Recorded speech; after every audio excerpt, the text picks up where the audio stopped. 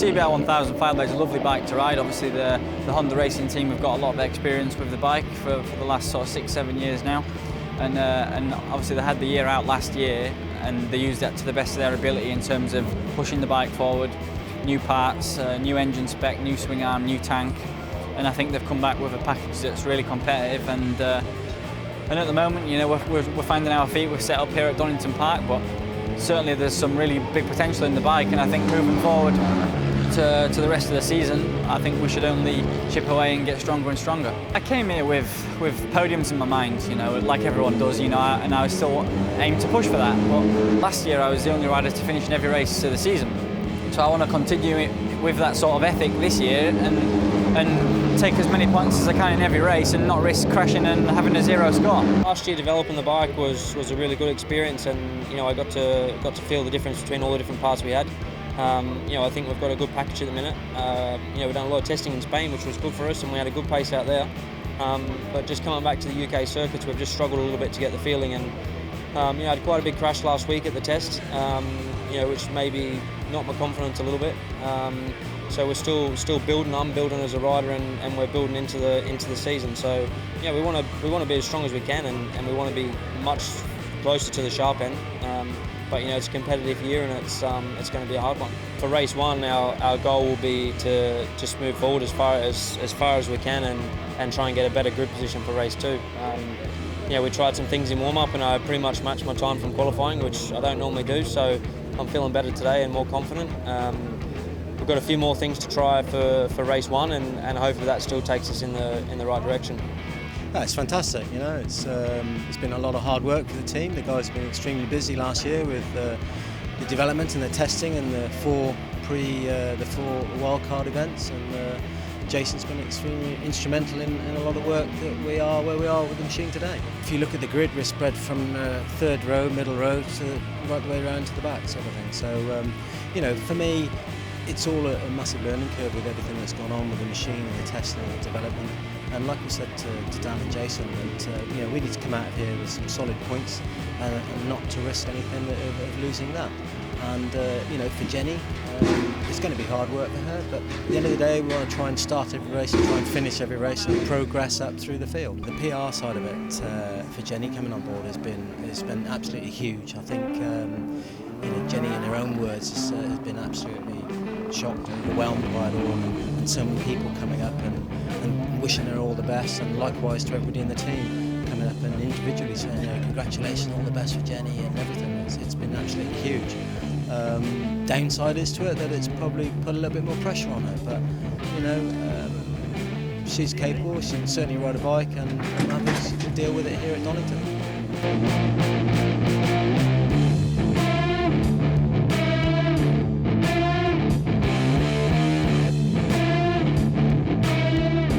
James Ellison, super confident alongside him. Shaky Byrne on the left-hand side of the picture, not quite as quick out of the blocks as they all hit the gas and light it up down into Redgate. And I was completely wrong about Shaky. He's crept through on the inside, and it's Kianari. Who was that?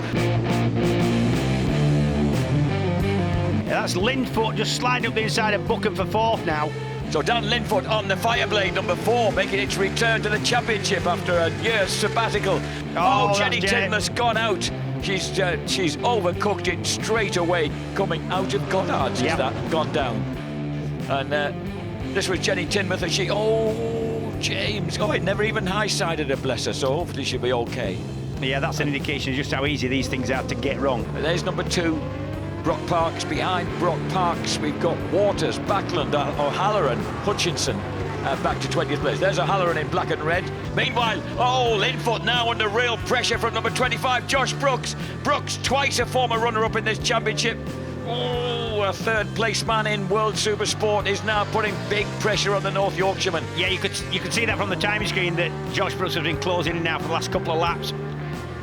So Honda Racing, could their dream, at least part dream, come back of a podium place first time out?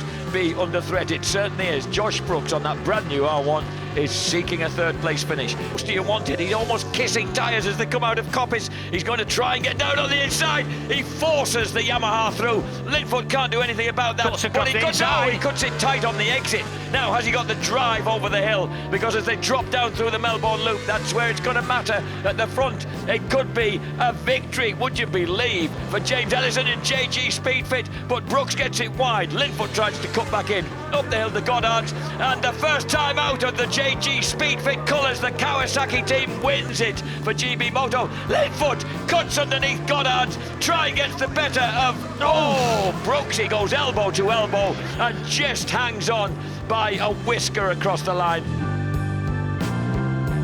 Yeah, it's been quite eventful really. I've had a few ups and downs, so I think hopefully I'm getting everything out of the way in one round. But yeah, I've had obviously a crash in free practice 1 straight away, so that kind of put me on the back foot. Guys were brilliant, got it all fixed for free practice 2, so we just kind of steady away, and then free practice 3 the same thing. Unfortunately missed out on being able to go out in qualifying due to just not being kind of on the pace just because of the previous crash. So yeah, just on the back foot all weekend, and then unfortunately in race 1 there I got hit into the Melbourne Loop, which bent the exhaust pipe kind of around to the side, and luckily the pit entrance is just there, so I pulled straight in and the guy straightened it out.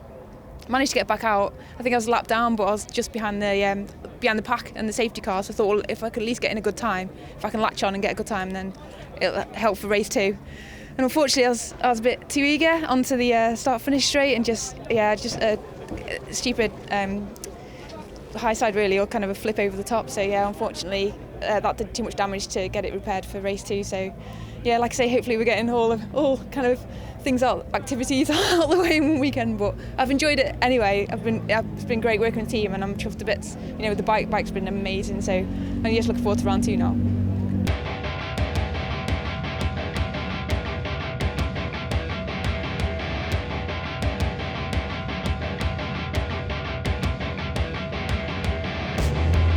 As the lights go out, Shaky Byrne gets clean away at the front. Kianari gets a good start. It's just the quality of the Dan Linfoot wobbles his way through past Kianari, can't hold on to it. KO has a moment though coming out of the hairpin, and that means that he drops back to 4th place. Yeah, Dan Linfoot does take that third, the number 4 Honda. Back is Dan Linfoot's Honda, and then number 23 now running forward. Linfoot, where's he found this aggression from? Oh, he's aggressive. Linfoot is aggressive. Everything that's going on. Look at all this lot. There's O'Halloran pulling a place, dropping down into the hairpin. O'Halloran getting the better of Ian Hutchinson as they dropped into the Melbourne hairpin. Oh, and that's one of the bravest parts of this Donington track. That's. Yeah, that was into Redgate, Jack, sorry. I was yapping at the time. Shaky Byrne then has grabbed that advantage off number 4, Dan Linfoot.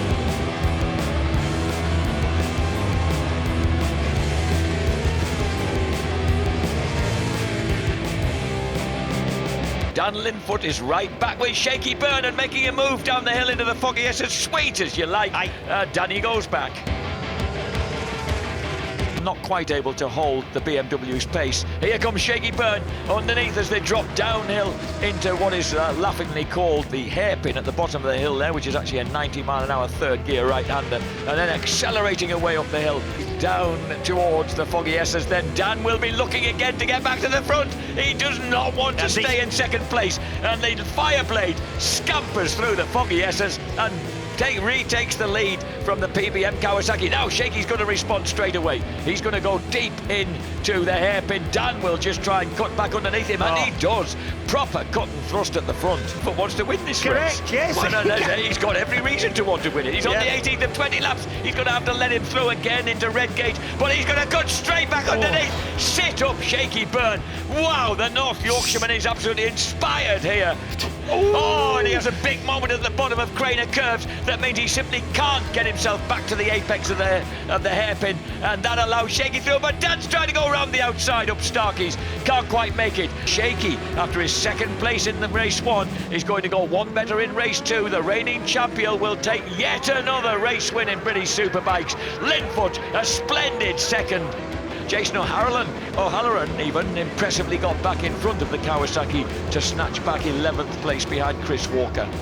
It's fantastic for the team to be back. I think the whole team have done a great job, and you know, to top it off, for Dan to be on the podium in the second race there, what a weekend. It's been difficult, a lot of work, but really pleased with the progress. I feel proud. I feel like the job's done for this weekend. I feel content with the effort I put in. To get this at this point in the season, I think, is so important for my confidence, for knowing that the bike's got the potential to be on the podium, and to obviously show that Honda have made from my point of view, a nice decision that they employed me for this year, and also that their year out, they pushed the bike forward.